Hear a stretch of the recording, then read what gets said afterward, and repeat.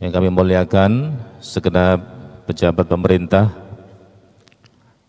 pejabat DKI semuanya yang bisa meluangkan waktunya melaksanakan sholat zuhur berjamaah, super sekali yang saya muliakan.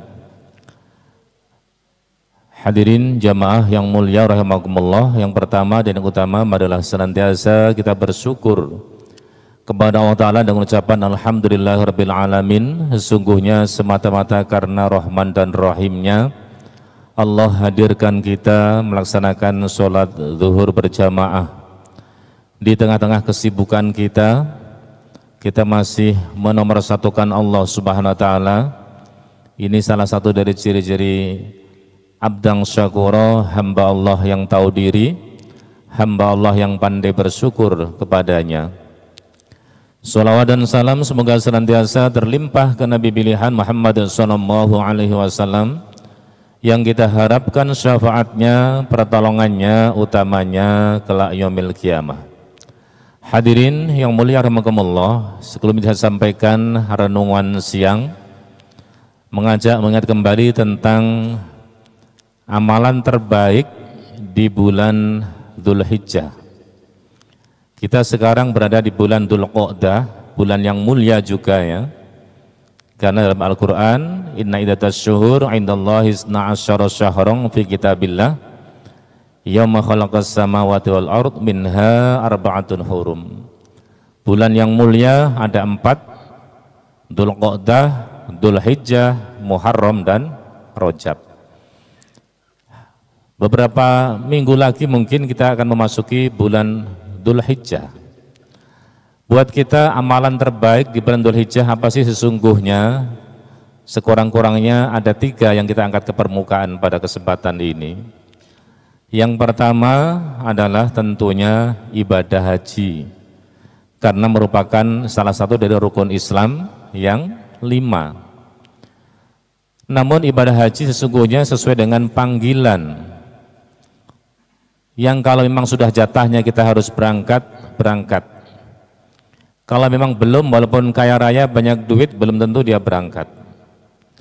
Secara kondisional tidak punya apa-apa, tapi Allah panggil dia untuk haji, bisa diizinkan Allah berangkat haji. Mungkin hajinya model kosasih, ongkosnya dikasih, haji bonus barangkali, ada juga yang haji mansur, halaman digusur dan macam-macam. Namun sesungguhnya ibadah haji kita tahu semuanya, ini amalan yang terbaik dilakukan di bulan Dzulhijjah. Makanya seluruh dunia umat Islam berbondong-bondong menuju Makkah Al-Mukarramah. Bahkan ada yang wafat di sana. Ini mulia. Banyak orang yang pengen wafat di Makkah, nggak bisa. Tapi justru dia tidak pengen di sana, Allah izinkan wafat di sana. Ini luar biasa. Kalau kita melihat hadis Rasul, siapa yang sedang melaksanakan ibadah haji wafat di sana, ada keunggulan. Pertama, dia sampai hari kiamat dihitung ibadah haji, atau amalan ibadah haji, pahalanya sampai hari kiamat. Yang kedua, dalam hadis Nabi, konon dia nanti tidak dihisab seperti kita dihisab kalau meninggal di Indonesia, kira-kira begitu. Dan yang ketiga, nanti dia dibangunkan dari alam kuburnya hari kiamat, membaca talbiyah, labbaik Allahumma labbaik, labbaik la syarika labbaik, dan seterusnya. Makanya orang banyak yang rindu wafat di sana. Nah, yang paling penting buat kita, mungkin ada jamaah yang belum haji, mudah-mudahan segera Allah angkat haji. Saya dulu masih di pesantren, diajari kiai saya, guru saya mengajarkan biar cepat haji. Doa dari kiai saya itu, Allahumma ballighna Makkah wal Madinah li ziyarati haramika wa harambika Muhammadin sallallahu alaihi wasallam as-salamah wal afiyah yusron wala usron, yusron wala usron, yusron wala usron birahmatika arhamar rahimin. Bahasa gampangnya, ya Allah sampaikan saya ke Makkah dan Madinah untuk ziarah tanah harammu dan tanah haram Nabi Muhammad SAW dengan mudah dan dengan tidak sulit. Saya masuk Jakarta tahun 2008 kira-kira, mohon maaf jadi marbot ya, jadi imam masjid. Baru setahun langsung ada jamaah yang nawari saya, Pak Ustadz, hati saya diketuk Allah untuk memberangkatkan haji Pak Ustadz. Padahal baru setahun ya. Saya amalkan setahun untuk habis sholat, saya doanya begitu. Sampai di Mekah sana ketemu guru saya yang ijazah saya, Kiai Anwar Mansur namanya, Kiai Lirboyo itu ya, sekarang masih hidup. Kiai Anwar Mansur. Saya ketemu di sana di Raudhah. Saya jumpai beliau, Pak Kiai, saya diberangkatkan haji jamaah saya di Jakarta Timur saya.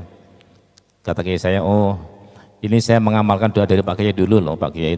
Saya bilang begitu. Ini diparingi manjur oleh Allah Subhanahu wa taala. Artinya kalau kita rindu akan ke sana, insya Allah pasti Allah akan panggil untuk ibadah haji di sana. Tidak sampai kan lama Pak Ustadz. Haji itu kan giliran iya. Itu logika Kemenak ya, Kementerian Agama. Tapi kalau Allah menghendaki tahun depan, 2 tahun lagi, tidak buat Allah tidak akan sulit memanggil siapa yang dikehendaki untuk ibadah haji. Hadirin yang mulia rahimakumullah, buat kita yang paling penting bagaimana sih supaya haji itu bisa mabrur. Mungkin yang belum berangkat, hajinya biar mabrur bagaimana? Diterima Allah Ta'ala, Al-Quran mengajarkan. Bisa Anda buka di surat Al-Baqarah ya, ayat 197. A'udzubillahi minasyaitonirrajim. Al-hajju ashhurum ma'lumat. Faman farada fihinnal hajja fala rafatha wala fusuqa wala jidala fil hajj. Wa ma taf'alu min khairi ya'lamuhu Allah wa tazawwadu fa inna khairaz zadit taqwa wattaquni ya ulil albab. Al-hajju asyhur ma'lumat. Allah menegaskan haji itu bulannya bulan tertentu. Ibadah haji bulannya itu ada 3, Syawal, Dzulqa'dah, Dzulhijjah.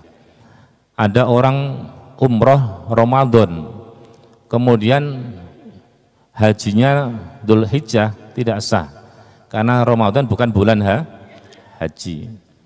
Dirangkaian ibadah haji ya Syawal, Dzulqa'dah, Dzulhijjah.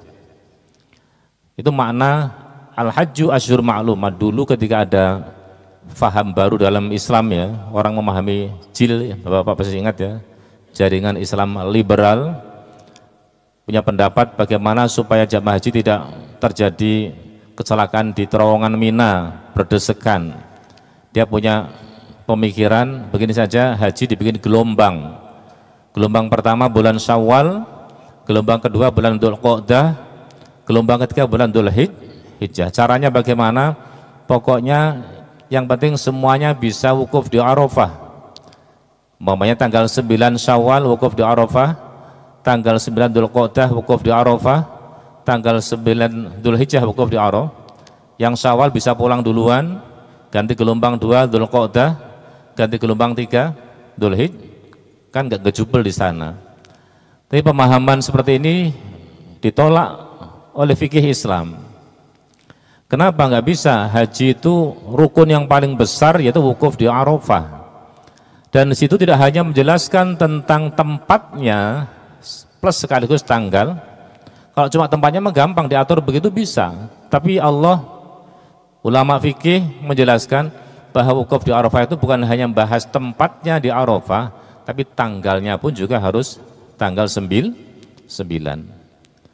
Artinya tetap tanggal 9 Dzulhijjah itu wukuf di Arafah.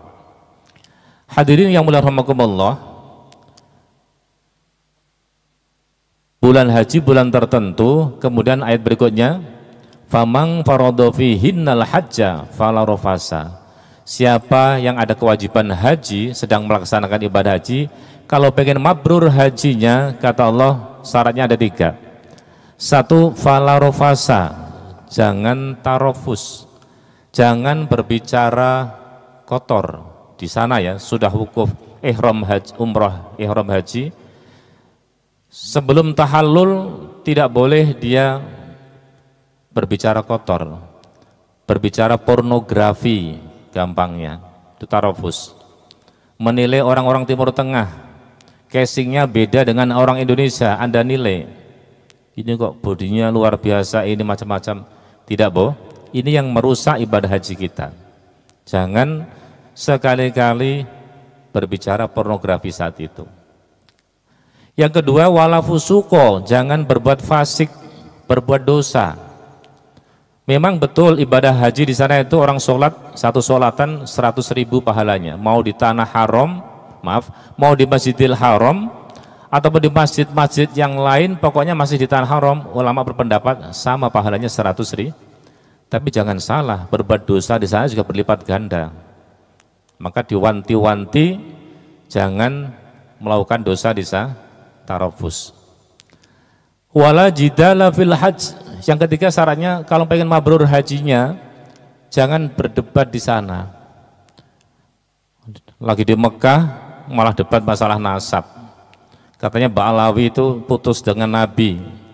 Habib di Indonesia batal semuanya, bukan turunan Nabi. Ini mau debat atau mau haji kan ya? Hal yang sia-sia dijalankan di sana. Jangankan di sana, di Indonesia saja orang bermanfaat kalau debat soal itu. Betul? Saya sejak kecil dididik orang tua oleh para guru disuruh hormat kepada dzurriyyah Rasul, kerabat Nabi, termasuk kalau di Indonesia mungkin habaib, sayyid. Belakangan ini ada informasi, mungkin gara-gara tesis guru besar ya, itu mengatakan Habib di Indonesia semuanya batal, bukan turunan Nabi. Saya tidak sependapat ya. Kenapa baru sekarang ente bicara itu kan itu ya? Ulama-ulama besar kita, Syekh Nawawi Banten, Syekh Yasin Al-Padangi dari Minangkabau, Syekh Yusuf Al-Makassari, ulama besar lah pokoknya. Yang dulu jadi guru besarnya di Masjidil Haram, Masjidil sana, Madinah, Imamul Haramain, dalam karya-karya kitab klasiknya, kitab kuningnya mereka hormat, mereka mengagumi, menghormati kepada para habaib. Sekarang dibatalkan. Anda kalau melihat TikTok itu bisa pusing sendiri. Ini umat Islam pada berantem sendiri-sendiri gara-gara masalah yang dulu senang Habib sekarang menyesal. Semuanya ngaku NU, si A dan si B berantem. Ini kita bikin bingung. Dalam bahasa Quran gampangnya wala taqfu ma laisa laka bihi ilm. Anda nggak usah berdebat, nggak usah komentar kalau tidak punya ilmu tentang itu. Kalau tidak mengetahui nggak usah banyak komen, nggak usah banyak ngomong. Itu lebih diam adalah selamat. Oleh karena itu kita tidak boleh masuk dalam perangkap itu. Di Indonesia debat tentang itu aja kurang bermanfaat. Alasannya wah ini perlu didebatkan karena ilmiah, iya. Tapi kalau merusak akidah kita, itu justru menimbulkan kebencian antara sesama. Bukankah persatuan, kebersamaan, kekompakan ini nilainya sangat mahal? Selama ini umat Islam damai, nggak mempersoalkan itu, justru diungkit-ungkit akhirnya ulama pada ulama berantem. Ini yang tidak mendidik, tidak produktif. Apalagi di Mekah sana tidak boleh berdebat. Kalau debat di sana rusak ibadah hajinya. Apalagi debatnya masalah makanan, maktabnya, tempat tinggalnya, gara-gara AC berdebat, gara-gara makanan berdebat. Ini sangat disayangkan. Hajinya Quran wanti-wanti jangan jidal fil hajj ketika haji. Wa ma taf'alu min khairi ya'lamullah. Apa yang kalian lakukan dari kebaikan Allah ngerti. Sedang haji melakukan kebaikan, kita menolong orang, berbuat baik, melaksanakan sholat jenazah, Allah tahu. Dan tidak hanya di sana, di Indonesia juga sama. Kita sebagai karyawan, sebagai tenaga, pekerja, yang kita lakukan asal itu bagus, tidak usah menyesal. Aduh, saya sudah bekerja, atasan saya nggak melihat saya. Saya sudah berbuat baik tapi atasan saya nggak tahu saya. Nggak apa-apa, nggak usah menyesal. Allah Maha tahu dan Allah tidak akan pernah menyanyiakan amalan seorang hamba sekecil apapun. Kalau itu bagus, Allah yang balas. Balasan bisa di dunia, lebih-lebih di akhirat nanti. Tidak usah menyesal gara-gara kita nggak diupload, gara-gara kita nggak ada yang memfoto dan sebagainya. Men-share, Allah Maha Itu makna wa ma taf'alu min khairi ya'lamullah. Apa yang kalian lakukan dari kebaikan, Allah ngerti. Maksudnya Allah membalas sendiri. Wa tazawwadu fa inna khairuz zadi taqwa. Kalau ibadah haji silahkan berbekal, bawa ongkos, bawa bekal yang cukup. Tapi kalau tidak nanti kita bisa tomak. Tomak itu ngarep-ngarep dikasih orang. Kan di sana banyak halal. Nggak usah bawa bekal banyak-banyak aja. Ini nggak boleh. Karena tomak mengharapkan pemberian orang itu termasuk penyakit hati. Wa tazawwadu fa inna khairuz zadi taqwa. Berbekallah, namun sebaik-baik bekal adalah bertakwa kepada Allah Subhanahu. Artinya tahu halal haram, tahu larangan, tahu perintah, silahkan jalan ibadah haji, insya Allah hajinya mabrur. Nah, buat kita yang sudah haji barangkali, bagaimana cara menjaga kemabruran itu? Karena mabrur itu luar biasa. Al-hajjul mabrur laisa lahu jazaa'un ilal jannah, kata Nabi.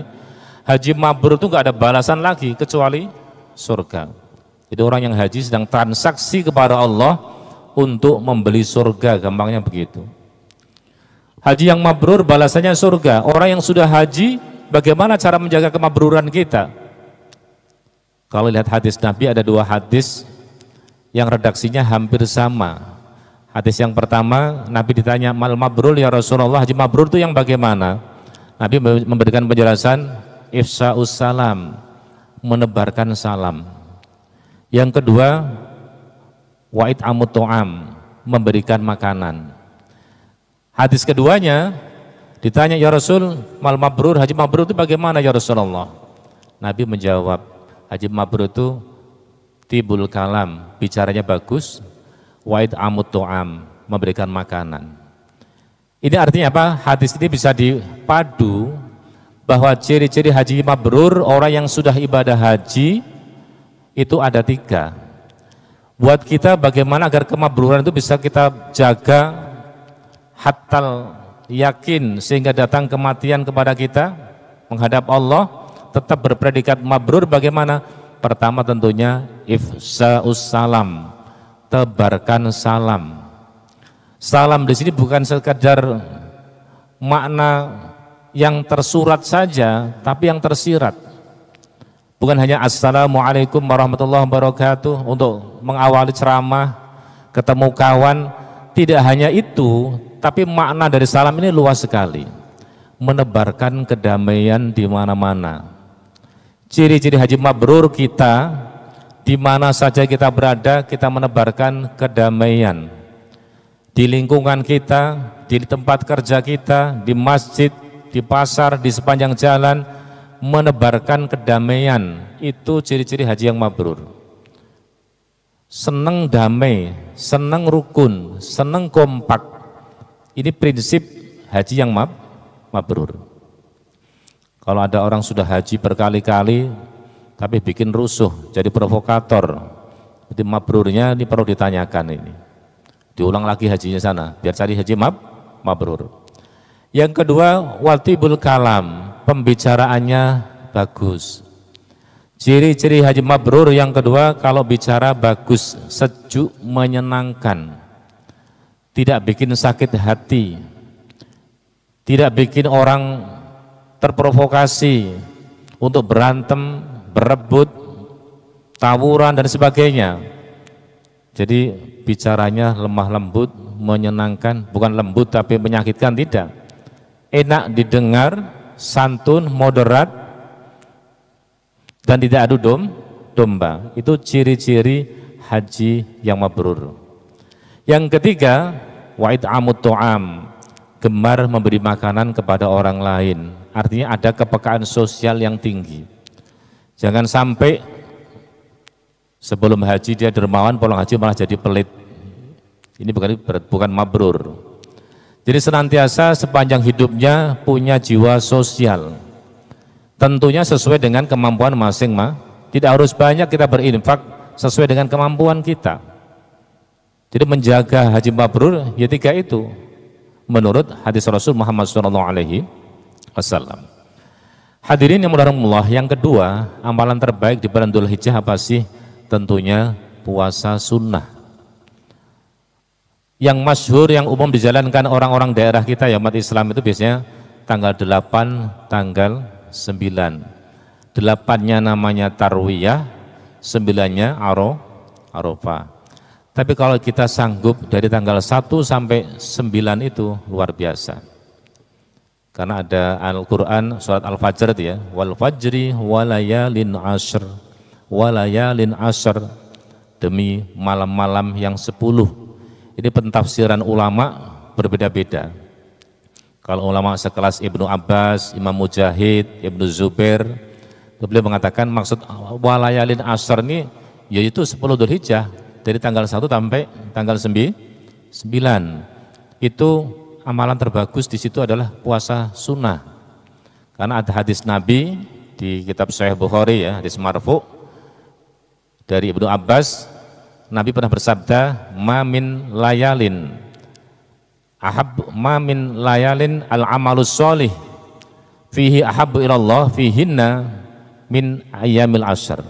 Yang artinya tidak ada satu malam atau satu hari yang amal soleh di situ lebih dicintai Allah Ta'ala kecuali amalan di 10 hari itu. Maksudnya berbuat baik di tanggal 1 Dzulhijjah sampai tanggal 9 tentunya atau malam 10 itu adalah Allah sangat mencintainya. Ulama memberikan komentar, amal apa sih kira-kira situ? Ya puasa sunnah tanggal 1 sampai tanggal 9 karena 10-nya sudah hari raya Idul Adha. Sekalipun ada ulama yang lain yang mengatakan berpendapat bahwasanya maksudnya walayalin ashr bukan 10 Dzulhijjah tapi 10 Muharram. Biasa ulama berbeda pendapat karena ijtihadnya berbeda, itu enggak masalah. Dan mereka tidak menyalahkan ya.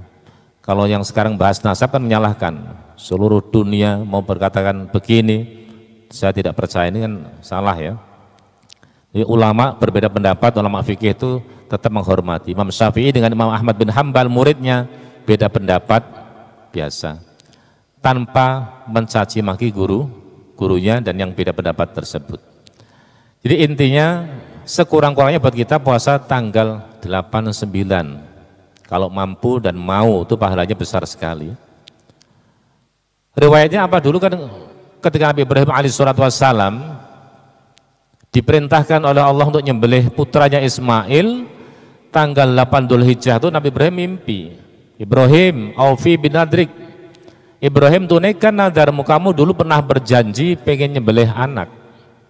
Tanggal 8 Dzulhijjah pagi-pagi Nabi Ibrahim sadar, ya Allah ini mimpi kok begini, datang dari engkau atau dari setan. Karena Ibrahim sedang mikir-mikir kebenaran mimpi itu, maka hari itu dinamakan Yaumut Tarwiyah. Tarwiyah tafakkara, hari mikir-mikir. Ibrahim sedang memikirkan kebenarannya. Tanggal 9 Dzulhijjah mimpi lagi Nabi Ibrahim. Ibrahim aufi bin nadrik, Ibrahim tunaikan nadarmu, kamu dulu pernah berjanji pengen nyembelih anak. Diingatkan Allah. Ibrahim paginya tahu, oh kok mimpi 2 kali berturut-turut sama, berarti datang dari Allah. Ibrahim mengerti bahasa Arabnya Arafah. Hari itu dinamakan Yaumu Arafah, dan tempat tidurnya Nabi Ibrahim adalah di Arafah yang buat wukuf orang haji itu. 10 Dzulhijjah mimpi lagi sama Ibrahim, aufi bin nadrik, tunaikan janjimu nadarmu, kamu dulu pernah bersumpah pengen menyembelih anakmu. Baru Ibrahim mantap ingin nyembelih anak. Sehingga buat kita 8, 9 disunahkan puasa sunnah. Kisahnya Ibrahim alaihissalam menyembelih anaknya bisa Anda lihat di surat As-Saffat ya, ayat 100 sampai 112. Memang betul Nabi Ibrahim dulu nadar sebelum punya anak, dia rindu pengen punya anak. Nabi Ibrahim berani berkorban. Satu hari itu nyembelih kambing alfu syatin, 1000 kambing. Wasala sumiati bakorotin, 300 sapi. Yang ketiga wami'atu badanatin, 100 unta, 1000 kambing, 300 sapi, 100 unta dipotong beliau sendiri, dagingnya dibagi-bagikan secara merata. Yang miskin dapat, yang cukupan dapat, yang kaya ada. Itu artinya apa? Daging korban itu dimakan orang kaya juga boleh. Gitu ya. Daging korban dimakan orang kaya, boleh. Panitianya kaya semuanya di Al-Badar ini. Gimana ini? Boleh nggak makan daging korban? Boleh-boleh sah. Karena kata ulama fikih adalah uhbatul muslimin. Daging korban itu hidangan untuk seluruh umat Islam. Jadi yang kaya boleh makan, yang miskin boleh apalagi boleh makan. Non muslim bagaimana? Ulama berselisih pendapat. Ada yang mengatakan boleh, ada yang terserah, kita mau itu pendapat yang mana yang boleh juga bagus dikasih. Siapa tahu dengan kita ngasih daging kepada mereka, dia ada kecenderungan untuk masuk Islam. Dari situlah orang pada kagum, ya Allah ini ada orang kok beraninya korban sampai segitu banyaknya. Sifat manusiawinya Ibrahim timbul. Bersumpah beliau, kullu ma taqarrabu bihi laisa bi syai'in 'indi wallahi law kana li ibnun la adbahannahu fi sabilillah wa taqarrabu bihi ilallah. Seluruh yang aku korbankan itu belum ada apa-apanya buat saya. Cuma 1000 kambing, 300 sapi, 100 unta, belum ada apa-apanya. Demi Allah kalau saya punya anak laki-laki akan saya sembelih juga dalam rangka mendekatkan diri kepada Allah Subhanahu wa ta'ala. Waktu berlalu lama, lupa. Allah izinkan ibunda Hajar punya anak Ismail. Pikiran orang yang belum punya kan begitu ya, setelah punya lupa. Diingatkan Allah tadi dengan mimpinya. Dalam riwayat ketika usia 7 tahun atau 12 tahun baru Allah mengingatkan supaya menyembelih Ismail. Ini kenapa sih Ibrahim menyembelih anaknya? Karena Ibrahim punya nazar sendiri, Allah ingatkan. Dan sebagai bukti Allah cinta kepada Ibrahim, cinta kepada Allah kah atau lebih cinta kepada anak? Dites oleh Allah Ta'ala. Setelah umur dipanggil Ismail tuh, nak, semalam saya mimpi. Dalam bahasa Qur'annya, ya bunayya inni ara fil manami anni azbahuka fangdur madza tara. Nak, semalam ayah mimpi diperintahkan suruh nyembelih kamu oleh Allah Ta'ala. Fangdur, coba anda pikir dulu, kira-kira bagaimana menurut pendapatmu? Ismail anak yang soleh, jawabannya bagus. Ya abatif alma tu'mar, ya Allah kalau memang, ya ayah kalau memang itu perintah Allah silahkan, saya siap disembelih. Jawaban anak yang soleh. Kalau orang sekarang barangkali beda, anak-anak yang nggak soleh ditanya begitu, nak semalam ayah mimpi suruh nyembelih kamu, nak gimana kira-kira? Siap ayah, tapi ayah dulu yang dipotong baru saya nanti. Jawaban orang yang tidak soleh. Ismail siap ayah, satajiduni insyaallah minas shabirin, insyaallah saya termasuk orang-orang yang sabar. Ringkas cerita, sepakat antara Ibrahim dan Ismail dibawa ke Mina. Itu iblis juga pengen menggoda dia, pengen membatalkan rencana baik itu. Akhirnya Ismail ngambil kerikil kan ya, dilemparkan ke iblis, itu kena matanya katanya itu. Di syariat baginda Rasul ada isyarat, ada syariat melempar roh, wujud permusuhan antara kita dengan setan atau iblis. Falamma aslama watallahu lil jabin, setelah sepakat Ismail diiringkan mau dipotong oleh Nabi Ibrahim, lehernya nggak mempan, dari belakang nggak mempan, malaikat semuanya pada kaget. Ya Allah, ada manusia yang seperti itu hebatnya hanya semata-mata nuruti perintahmu ya Allah. Saya dulu berkhianat, saya dulu pernah tidak sepakat, tidak setuju ketika Allah mengatakan inni ja'ilung fil ardi khalifah. Malaikat, bagaimana pendapatmu? Saya ingin bikin makhluk yang namanya manusia di bumi sebagai khalifah. Malaikat semuanya menentang. Kenapa ya Allah kok manusia, bukan kami-kami saja? Sekarang terbukti begitu tunduknya, taatnya manusia kepada Allah Subhanahu wa ta'ala. Malaikat malu.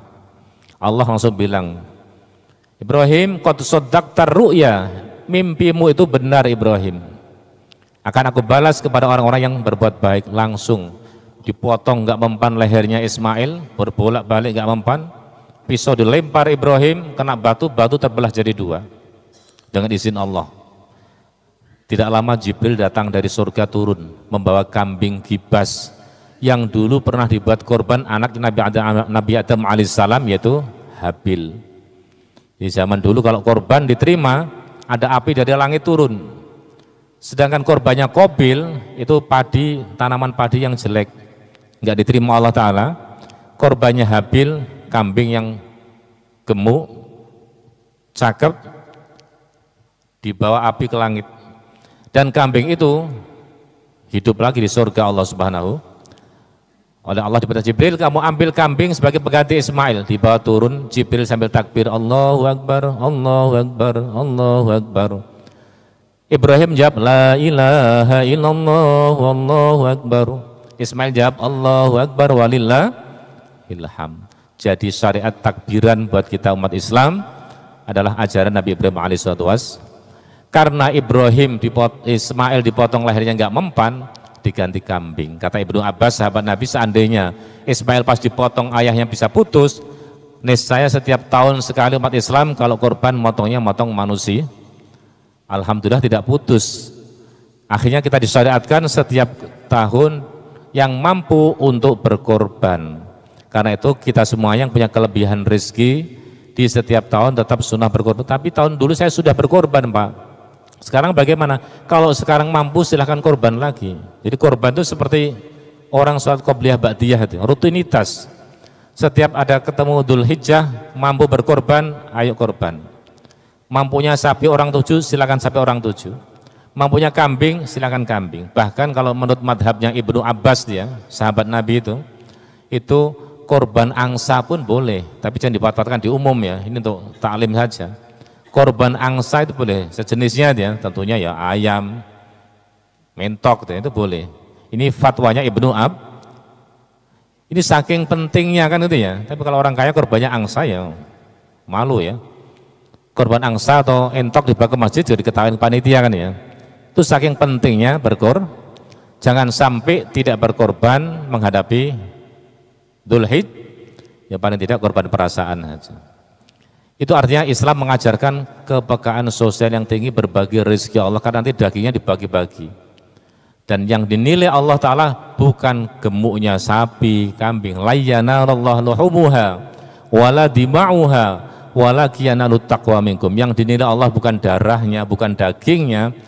Yang dinilai Allah itu sejauh mana sih ketaatan manusia ini. Disuruh ngalor-ngalor, ngidul-ngidul oleh Allah. Kayak orang tawaf itu kita lihat.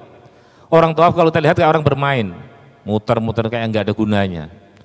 Yang dinilai Allah bukan apa-apa, ketaatan manusia kepada Allah, ketundukan manusia kepada Allah, itu yang dinilai. Ente korban, ente zakat, ente sholat. Nurutnya ini yang dinilai Allah Subhanahu. Karena itu seluruh perintah Allah Ta'ala kita berusaha untuk menjalankan dengan baik. Seluruh larangan Allah secara gradual kita juga berusaha untuk kita tinggalkan, sehingga betul-betul jadi imtak orang yang beriman dan bertakwa kepada Allah Subhanahu.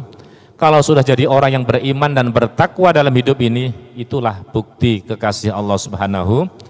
Tidak jauh beda dengan Nabi Ibrahim alaihissalam. Beliau berpredikat Khalilullah, orang yang dicinta Allah. Karena apa? Tunduk patuh kepada Allah. Submission and obedient to God. Tunduk patuh kepada Allah sepanjang hidup. Inilah manusia-manusia pilihan Allah Subhanahu wa ta'ala. Mudah-mudahan kita semuanya diberikan kemampuan Allah Ta'ala untuk senantiasa taat, nurut kepada Allah Ta'ala. Pantas orang model kita menempati surganya nanti. Amin Allahumma amin. Mari kita tutup dengan doa bersama. Mudah-mudahan Allah berikan kesehatan kepada kita semuanya. Mungkin ada keluarga kita, saudara kita, kerabat kita, anak kita dimanapun berada yang kurang sehat, Allah segera sehatkan kembali, sembuhkan kembali dari sakitnya, dan murahkan rezeki kita yang halal yang berkah untuk semata-mata beribadah kepada Allah Subhanahu wa taala. Amin. Ala hadhihi niyyah lana wa lahum al-Fatihah. A'udzubillahi minasyaitonir rajim. Bismillahirrahmanirrahim. Alhamdulillahirabbil alamin arrahmanir rahim maliki yaumiddin. Iyyaka na'budu wa iyyaka nasta'in ihdinas siratal mustaqim siratal ladzina an'amta 'alaihim ghairil maghdubi 'alaihim waladdallin. Amin. amin amin fi ajbasna a'udzu billahi minasyaitonir rajim bismillahirrahmanirrahim alhamdulillahi alamin hamdas syakirin hamdan na'imin hamdan yafi ni'amahu yakafi wa mazidah ya rabbana lakal hamdu kama yanbaghi li jalali wajhikal karim wa 'azimi sultanik Allahumma shalli wa sallim ala sayyidina Muhammadin suratan tunjina biha min jami'il ahwali wal afat wa taqdi lana biha jami'al hajat wa tudahhiruna biha min jami'is sayyi'at wa tarfa'una bindaka 'ala darajat wa tuballighuna bi ahsanil khayrat min jami'il khairat wal hada ba'dal mamat Allahumma ighfir lana dhunubana wa lidina warhamhuma kama rabbayana shighara wa li jami'il muslimin wal muslimat wal mu'mina wal mu'minat al ahya minhum al amwat Allahumma a'inna ala dzikrika wa syukrika wa husna ibadatik Allahumma ballighna Makkah wal Madinah li ziyarati haramika harbika Muhammadin sallallahu alaihi wasallam ma'as salamah wal afiyah yusran wa la usran maratan ba'da maratin birahmatir rahimin Allahumma shfi maradana shifaan ajran yughadiru ba'dahu saqama wa la alama Rabbana atina fid dunya hasanah wa fil akhirati hasanah wa qina adzabannar walhamdulillahi rabbil alamin. Demikian al-afu minkum. Assalamualaikum warahmatullahi wabarakatuh.